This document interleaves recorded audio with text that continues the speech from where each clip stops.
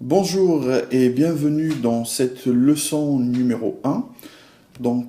Comme on l'avait déjà évoqué précédemment dans la leçon numéro 0, nous allons aborder aujourd'hui un thème, on va dire le premier thème qui nous intéresse, c'est l'informatique et l'ordinateur. Nous allons détailler un petit peu les composants et parler un petit peu de la notion générale, qu'est-ce qu'un ordinateur.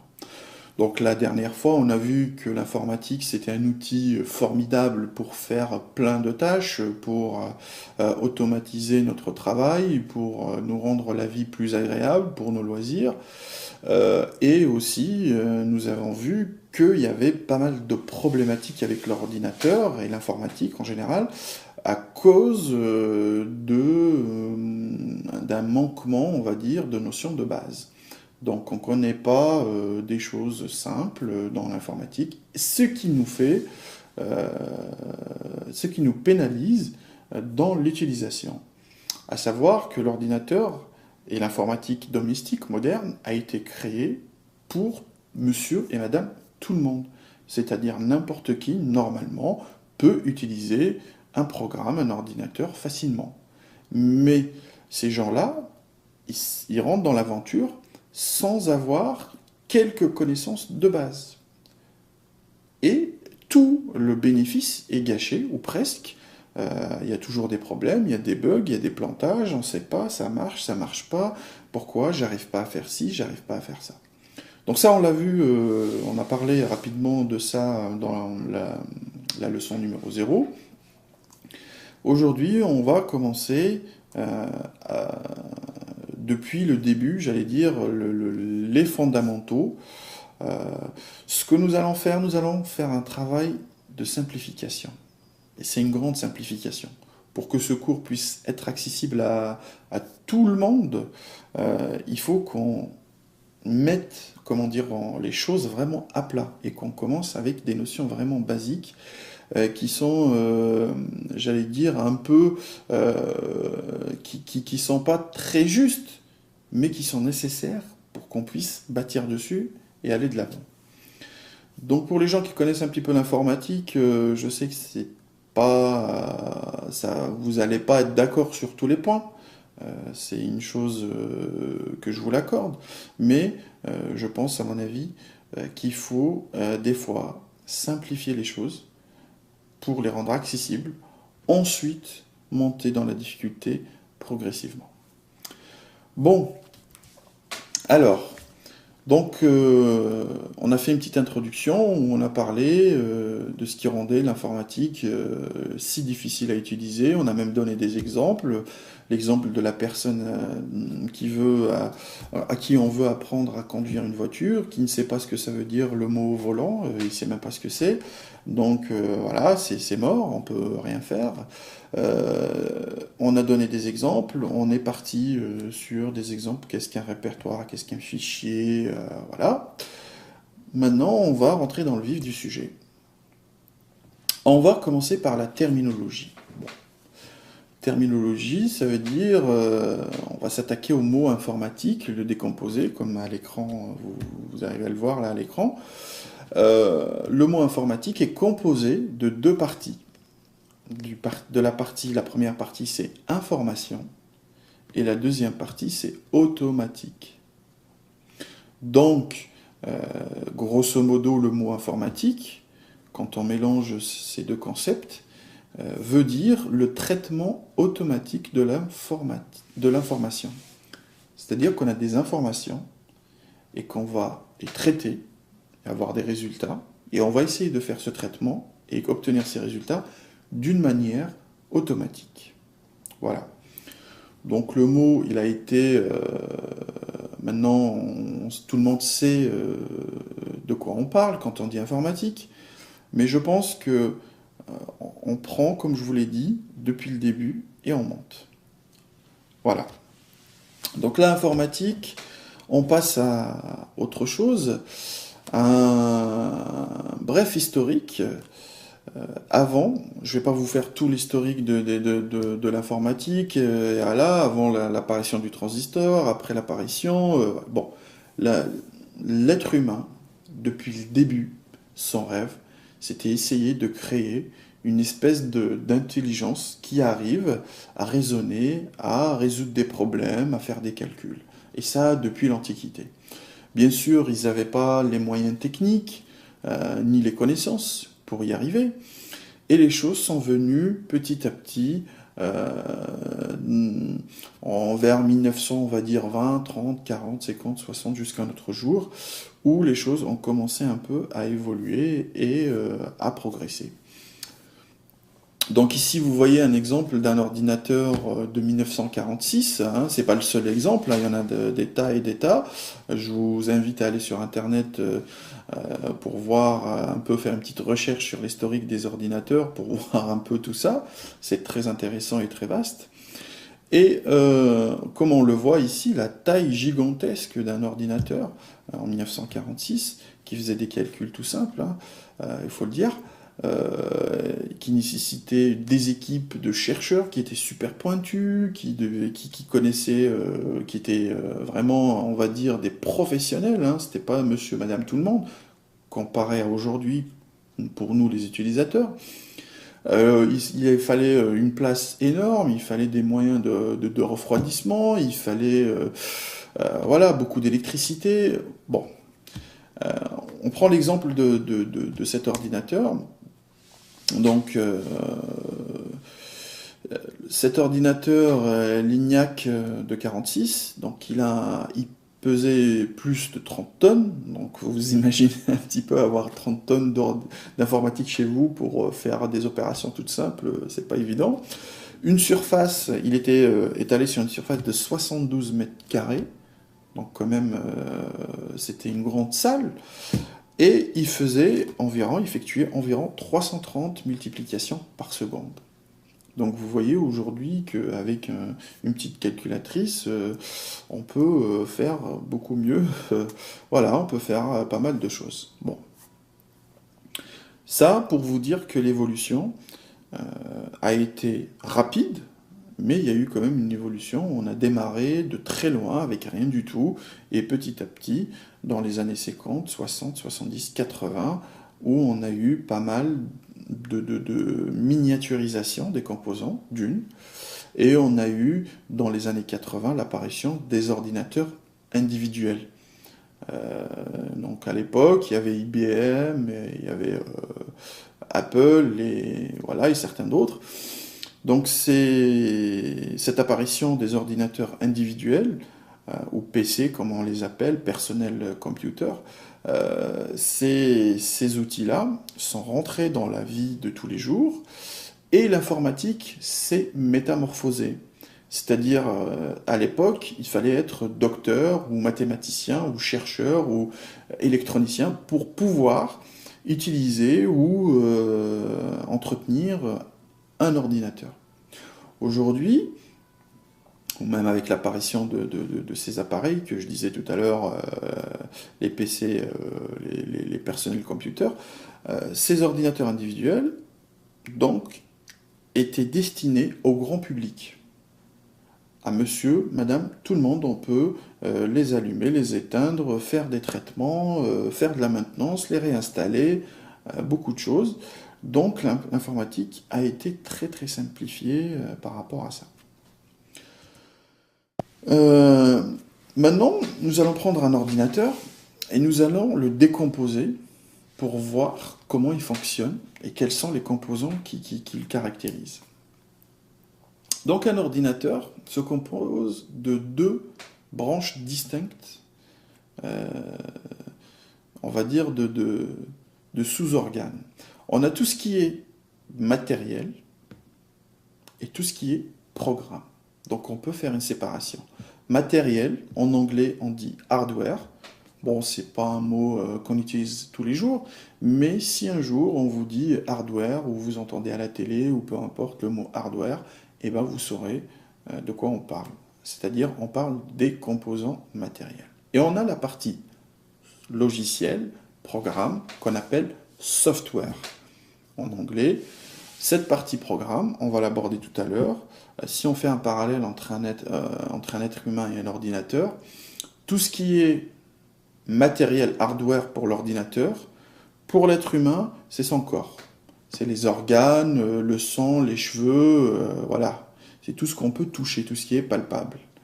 Et tout ce qui est programme software pour un ordinateur, on peut dire, pour un être humain, c'est son intellect. C'est ses idées, ses pensées, voilà. C'est des choses abstraites qu'on ne peut pas toucher. On ne peut pas toucher une idée. C'est quelque chose c'est un processus qui aboutit à ce que cette idée soit dans notre cerveau, et ainsi de suite. Et bien c'est la même chose. Dans un ordinateur, un programme, un software, c'est la même chose. C'est un programme qui s'exécute à l'intérieur, c'est des instructions qui font un travail et qu'on ne peut pas toucher avec les mains. Bon, alors on va commencer par le matériel, le hardware.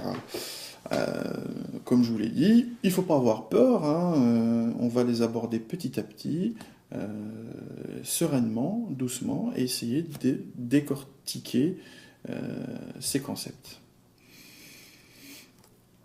Donc, pour comprendre, on va faire un petit parallèle. Vous avez vu que j'aime bien les exemples, donc je vous donne un autre exemple. Nous, les êtres humains, on conçoit des choses artificielles, voilà, on les fabrique, on les invente, mais on s'inspire du naturel. Là, vous avez l'exemple d'un avion, on voit clairement que c'est inspiré d'un oiseau. On a plusieurs concepts. Quand on veut faire quelque chose qui vole, on regarde la nature. Et qu'est-ce qui vole dans la nature? C'est les oiseaux. Hop, on s'inspire des oiseaux. On veut faire un sous-marin, je sais pas, un bateau, quelque chose qui va dans l'eau, on regarde les poissons, par exemple. On a beaucoup d'idées comme ça, de concepts, de biomimétisme qu'on pompe sur la nature et qu'on arrive à... C'est des solutions, en fait. La nature, elle a mis des années et des siècles et des millions d'années même à trouver certaines solutions, à perfectionner certaines espèces, et puis nous, on vient et puis on regarde ce qui nous correspond et on prend. Donc voilà, là, c'est le parallèle entre artificiel et naturel. Donc l'ordinateur, c'est quelque chose d'artificiel, c'est-à-dire c'est l'être humain qui a créé cette machine. Qu'est-ce qu'elle fait, cette machine? On a vu au départ que cette machine traitait des informations. Donc on va s'inspirer de quel, on va dire, être vivant ou de quel concept naturel dans la nature pour créer ce genre de machine. On va s'inspirer de l'homme. Voilà. Donc l'homme, pourquoi? Parce que nous, notre cerveau, on arrive à faire des traitements, on arrive à traiter l'information, à résoudre des problèmes, à réfléchir, à prendre du recul, à analyser, et en quelque sorte, d'une manière très simplifiée, l'ordinateur arrive à faire quelques tâches, certaines de ces tâches-là que l'être humain fait. Donc on s'est inspiré d'un cerveau d'un être humain.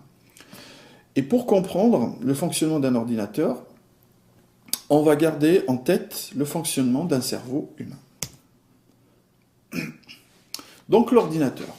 Voilà, on met un socle, on dit un ordinateur. Il se compose de quoi? Qu'est-ce qu'il y a dedans? On va voir. Donc on peut dire qu'un ordinateur se compose d'un processeur. Waouh, c'est quoi ce mot processeur? Ça me fait peur. Bon, il ne faut pas avoir peur. Le mot processeur, c'est une pièce, c'est un organe dans l'ordinateur. C'est l'équivalent de votre cerveau, d'une partie de votre cerveau. Et ce processeur, c'est lui qui va faire les traitements.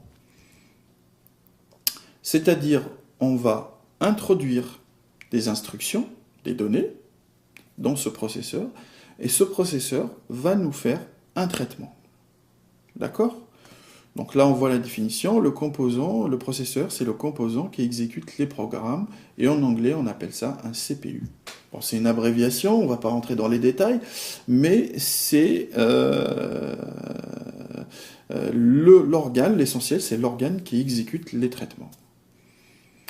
Alors, est-ce que cela suffit pour avoir un ordinateur? Bon, on va faire introduire un autre élément. On va parler de la RAM. La RAM, c'est la mémoire vive de l'ordinateur, en anglais Random Access Memory, d'où la RAM. c'est quoi cette mémoire, à quoi elle sert, comment on la rentre, et bon, on va voir. Quand on rentre des informations ou des données, ces informations et ces données sont stockées dans cette mémoire. Et le processeur pioche dans cette mémoire, prend toutes les informations nécessaires, fait le traitement, et le résultat qui sort, il le stocke dans cette mémoire. Voilà. Donc c'est l'équivalent aussi de la mémoire de votre cerveau. Quand je vous dis 5 plus 5, vous allez me dire 10. Et bien pourquoi vous avez dit 10? Parce que vous avez entendu 5 plus 5, vous l'avez mémorisé dans votre tête, et vous avez fait le traitement, vous avez dit 5 plus 5 est égal à 10, hop, et je donne 10. Et vous avez dit 10. Voilà. Donc ça, c'est enfantin, c'est très facile. Mais suivez bien, restez concentrés. Ça ne va pas se compliquer, mais on va rajouter d'autres éléments qui constituent l'ordinateur. Maintenant, au lieu de vous dire 5 plus 5, voilà, vous allez me dire 10 rapidement, je vous donne une opération un peu plus complexe. Je vous dis 55 487 plus 58 941 est égal à combien? Vous allez me dire, bon, attends, oh, de tête, on ne peut pas le faire, mais si on a une feuille et un stylo, comme on le voit à l'écran, on peut, hop, calculer et vous donner le résultat facilement.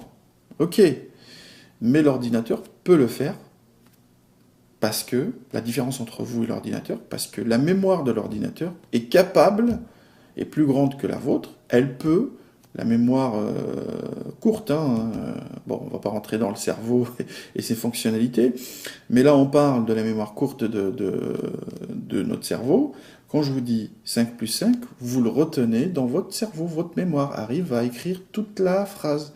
Mais quand je vous dis 55 487 plus 58 941, ça dépasse la limite de votre mémoire, donc vous êtes obligé d'écrire sur une feuille et de faire le traitement partiellement. C'est-à-dire que vous le découpez en petits morceaux et avec l'aide de la feuille et du stylo, vous faites une partie du traitement, hop, je remonte les dizaines, je fais ci, hop, et une opération que tout le monde, normalement, sait faire. Alors, l'ordinateur, si vous voyez là, j'ai mis une erreur volontairement. Le résultat de 55 487 plus 58 941 n'est pas 113 428, mais 114 428. Et on voit l'intérêt de l'ordinateur. Ça ne veut pas dire que on est mieux ou l'ordinateur est mieux, non. Ça veut dire que sur certaines tâches que nous on sait faire, qu'on prend un peu plus de temps à faire, l'ordinateur arrive à les traiter rapidement et relativement sans erreur. Bon, gardez bien l'exemple de la feuille du stylo dans votre cerveau. Hein. La RAM. La RAM, comment elle fonctionne? Bon, elle fonctionne, elle stocke des informations et elle les sort quand c'est nécessaire. Mais elle fonctionne à condition d'être reliée à un courant électrique, à l'énergie. Si elle n'a pas d'énergie, la RAM ne sert plus à rien, elle se vide automatiquement. Donc, ce qu'on appelle la RAM, la Random Access Memory, la mémoire courte de l'ordinateur, ou rapide, vive, cette mémoire, c'est une mémoire volatile. Ça veut dire quoi volatile? Ça veut dire une mémoire que quand on coupe l'alimentation de l'ordinateur, et ben cette mémoire se remet à zéro, elle est vidée. Bon, vous allez me dire que c'est pas un grand problème, on rallume et on continue. Mais imaginez que vous avez fait un travail, que vous le stockez sur cette mémoire, vous éteignez l'ordinateur, et quelques temps après, vous voulez reprendre votre travail. Vous allumez l'ordinateur, il n'y a plus rien. Donc à chaque fois, vous êtes obligé de tout recommencer. Donc pour résoudre ce problème, qu'est-ce qu'on a inventé, ou qu'est-ce qu'on a introduit? On a introduit ce qu'on appelle le disque dur, qu'on voit là à l'écran. Le disque dur, c'est une mémoire de stockage magnétique d'une grande capacité. Pour éviter ça, on a dit, au lieu que la mémoire vive se vide tout le temps et qu'on repart tout le temps à zéro, on va mettre un support de stockage magnétique. Ça veut dire quoi magnétique? C'est comme les bandes magnétiques qu'on utilisait pour la musique, les cassettes audio, les cassettes vidéo. C'est-à-dire qu'il y a une bande et avec un aimant on magnétise ou on démagnétise la surface de cette bande pour écrire ou effacer des données. Voilà. Donc le disque dur, c'est seulement un disque en métal, ou plusieurs disques en métal, superposés les uns sur les autres, et avec des têtes de lecture magnétisées, magnétiques, qui peuvent magnétiser ou démagnétiser la surface de ce disque. Et c'est comme ça qu'on arrive à lire et à écrire les informations. Donc, comme nous, on a eu besoin d'une feuille et d'un papier pour écrire l'opération qui était un peu compliquée pour nous, ou un peu grande, un peu longue, on va dire, pour notre mémoire, l'ordinateur utilise aussi le disque dur comme support pour stocker les résultats et lire les données. Voilà, c'est exactement la même chose. Donc, hop, on intègre le disque dur dans notre ordinateur. Maintenant, on voit que la RAM, elle se décharge une fois qu'elle est pleine ou avant qu'on la vide. Vous entendez souvent dire le mot sauvegarder, sauvegarder. Sauvegarder, ça veut dire quoi? Ça veut dire passer les informations de la RAM et les stocker sur les disques durs d'une manière permanente. Comme ça, même si on ferme le programme ou l'ordinateur, ou il y a une coupure de courant, on ne sait jamais, eh ben, on ne perd pas les données qu'on a saisies ou les modifications qu'on a faites.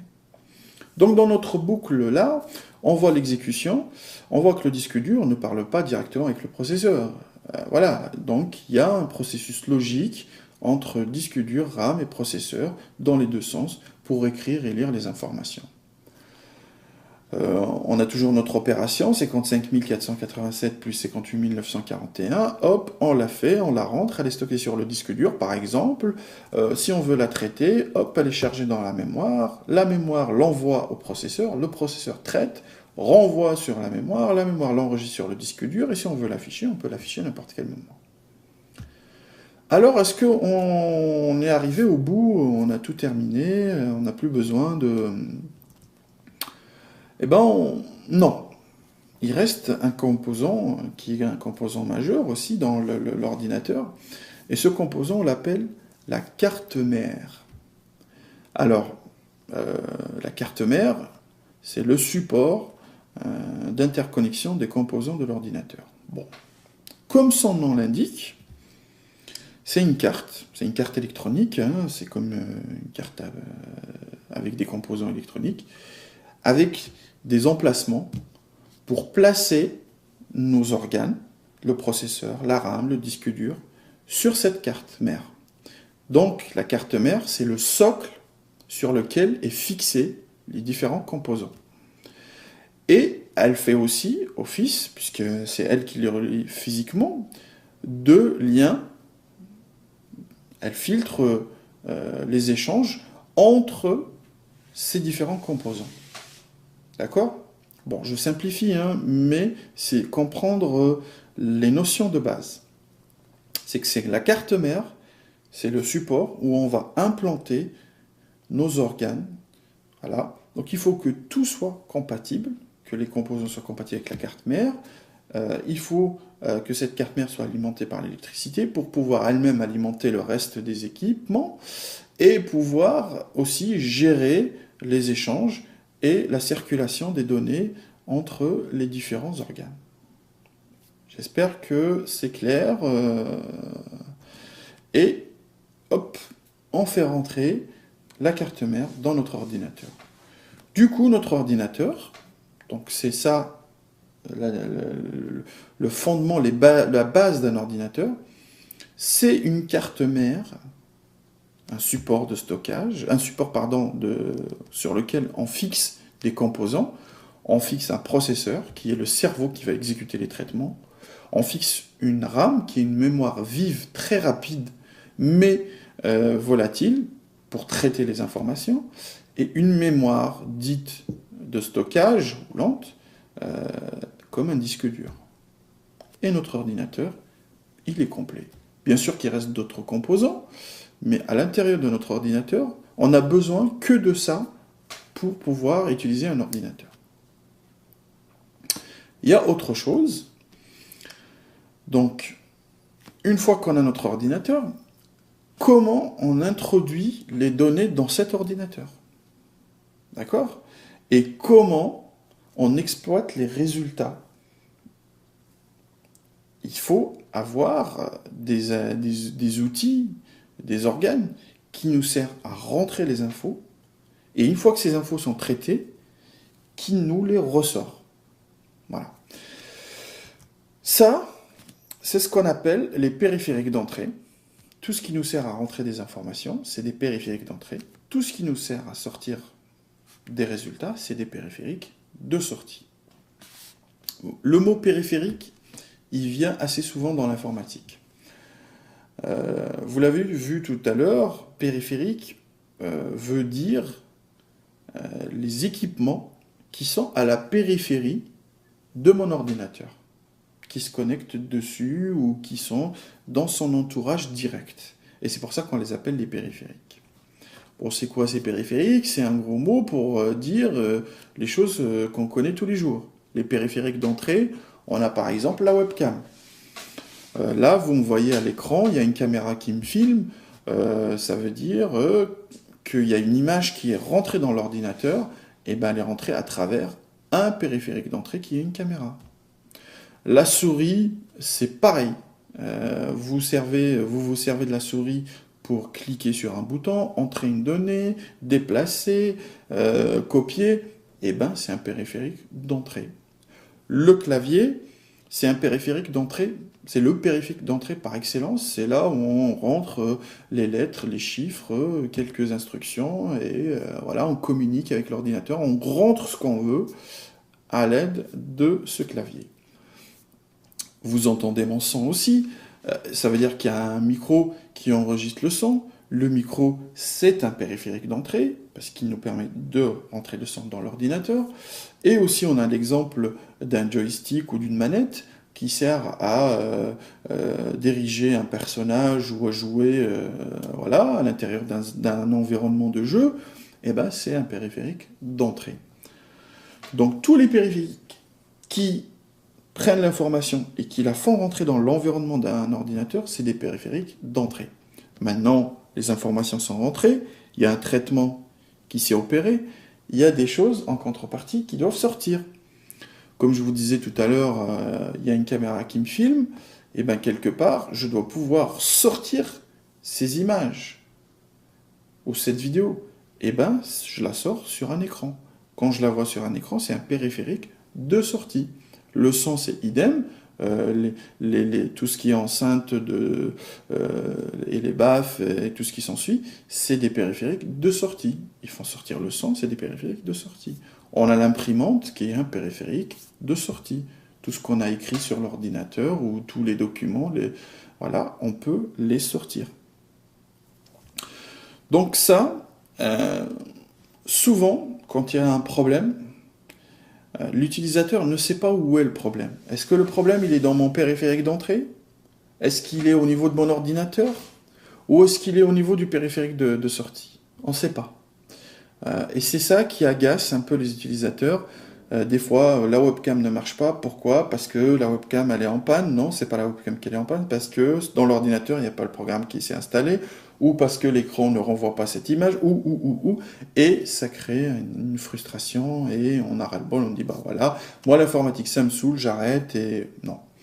Donc, vous voyez que c'est un peu plus compliqué. Il y a quelques notions à comprendre et apprendre.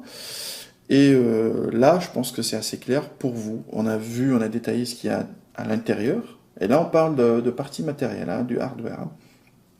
On n'a pas encore évoqué les logiciels, le software. Donc, ordinateur, périphérique d'entrée, périphérique de sortie. On continue.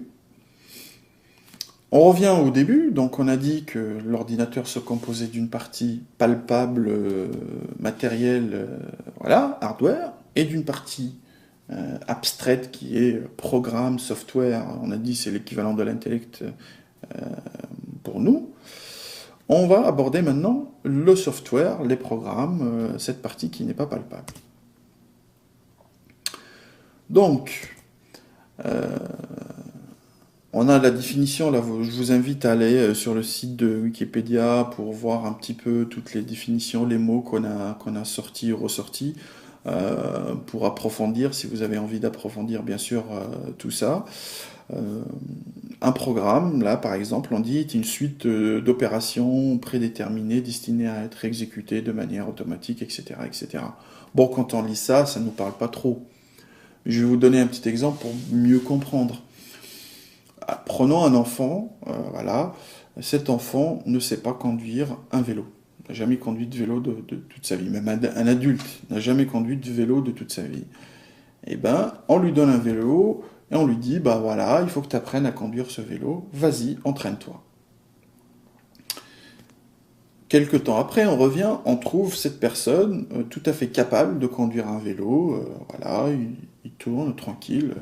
Qu'est-ce qui a changé entre avant et après? Pourquoi avant il ne pouvait pas et après il pouvait?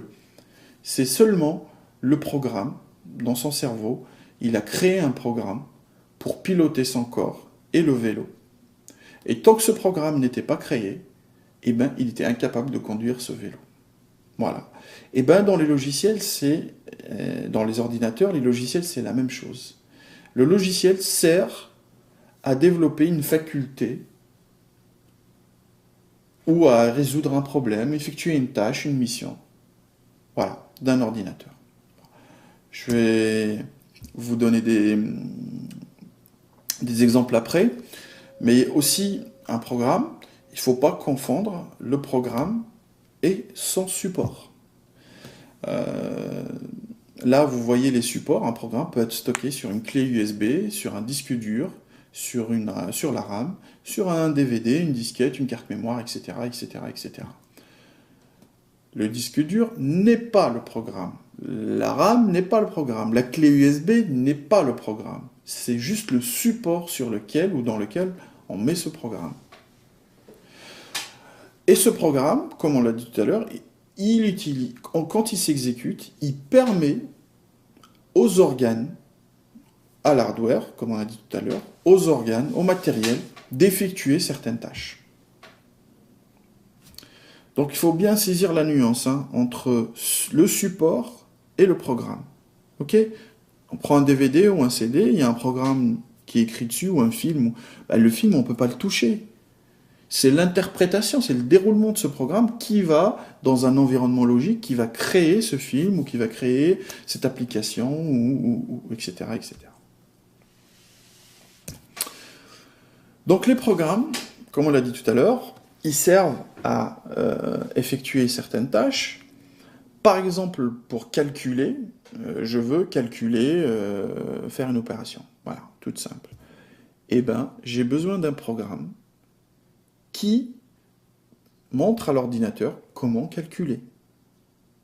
Si j'ai pas ce programme, l'ordinateur, je ne pourrai jamais calculer avec. Ok?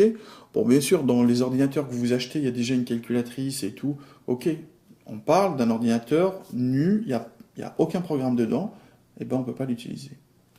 Idem, on peut utiliser l'ordinateur comme une montre, regarder l'heure, ok, machin, hop, il faut avoir le programme qui fait. On peut utiliser l'ordinateur comme un instrument de musique, comme une agenda, une machine à écrire, une chaîne Hi-Fi, un magnétoscope, tout ce qu'on veut. Il faut avoir le programme adéquat. Donc des fois, vous voulez faire quelque chose, une tâche, mais vous n'avez pas le programme pour le faire. Je veux rédiger un courrier, mais je n'ai pas le programme qui me permet de rédiger un courrier. Donc je ne peux pas rédiger un courrier. Et ça, c'est quelque chose qui est fondamental dans l'informatique. Voilà. Des fois, on ne sait pas bien utiliser le programme. Ou le programme n'est pas adapté à ce que je veux faire. Donc, je n'y arrive pas et je m'énerve. Alors que c'est pas la faute de l'ordinateur, c'est pas la faute du programme, c'est moi qui ai utilisé le mauvais programme.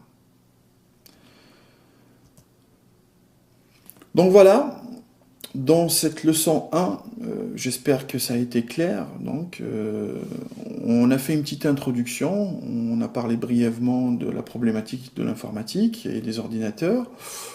On a pris la terminologie du mot informatique. On a fait un bref historique, on a parlé des ordinateurs avant, euh, comment a évolué l'ordinateur depuis ses débuts, voilà, jusqu'au jour d'aujourd'hui. On a parlé du fonctionnement de l'ordinateur, euh, comment ça marche un ordinateur. On est rentré dans le détail des matériels et on a abordé le thème des programmes. Donc voilà, je vous remercie d'avoir suivi cette leçon numéro 1. On se retrouve dans la prochaine leçon et on va encore progresser. Et d'ici là, j'espère que ces leçons vont vous rendre des pros de la souris. Merci.